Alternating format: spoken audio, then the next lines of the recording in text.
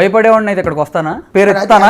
మూర్తిగా అంటానా? అసలు పిటిషన్ ఇలా ఎక్కడ నాకు విడాకులు కావాలని పిటిషన్ ఇలా మీడియాని అడిగింది. మీడియా ఎవరిదండి? మేము విడాకులు ఇప్పిస్తామా లేకపోతే మేము తీర్పులు ఇస్తామా? మేమేవడమండి? నాకు అర్థం కాదు. మూర్తి ఇప్పిస్తాడేమో మరి. మేమేవడమండి? మీ పంచాయతీ ఇట్లా పెట్టడమే తప్పు. నిజానికి జనాలు అమనాబూతులు తిడుతున్నారు. వాళ్ళిద్దరి మధ్య పచ్చని జంట, వాళ్ళని విడదొబ్బుతున్నారేంట్రా? మీకు బుద్ధి లేదా, సిగ్గు లేదా అని మీడియాని తెగ తిడుతున్నారండి. కింద కామెంట్స్ చూడండి ఒకసారి. ఇప్పుడు కూడా తిడుతున్నారు మమ్మల్ని. అరే మీరేంటి వాళ్ళిద్దరు పంచాయతీలు, వాళ్ళ నలుగురు పెద్ద మనుషులు కూర్చొని మాట్లాడుకుంటారు కదరా, దరిద్రులారా, సిగ్గంటులు మనుషులేనారా అని తిడుతున్నారు. నెక్స్ట్ ఏంటో తెలుసా?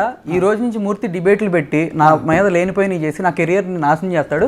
రాసి పెట్టుకోండి. ఇప్పుడు ఇంతకన్నా నాశనం అయ్యేది ఏమైనా ఉందా? చేస్తాడు, చూడండి. అయినా ప్రిపేర్ అయిపోయి వచ్చేసా. అయిపోయింది కదా, అయిపోయింది, అంతా అయిపోయింది. అందుకే వచ్చా. నాశనం చేస్తాడు. చేయకపోతే మీరు చూడండి. డైరెక్ట్గా నేను అంటే భయపడుతున్నారా మీరు?